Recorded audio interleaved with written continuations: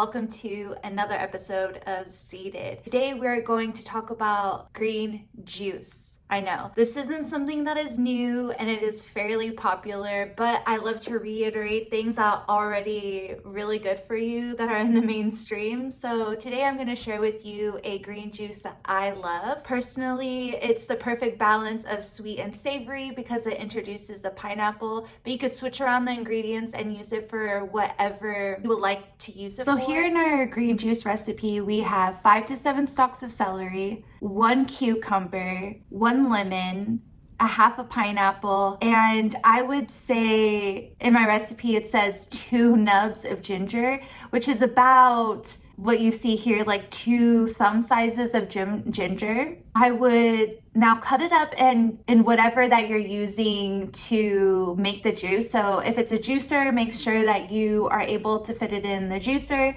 And if it is a blender, cut it up in chunks where it can fit in the blender. So I would just be mindful of size. I have kind of a small juicer, so I like to cut my pieces up really small. Also, don't forget to wash your vegetables thoroughly. So for the cucumber, I decided to leave the skin on, but make sure you wash it very well. I was filming this with one hand, but yeah, go ahead, stick it in your juicer and get things nice and nummy and everything blends. I love my juicer. I got it off Amazon. It was like, I don't know, maybe $60. I love it. It's lasted me a really good time and it's something that I use over and over again. So this makes about 1100 milliliters of green juice. And then normally I like to add about a cup of water to this as well. Hi guys, so thank you so much for watching my video on green juice and I hope you find it lovely. And please click subscribe, comment down below of any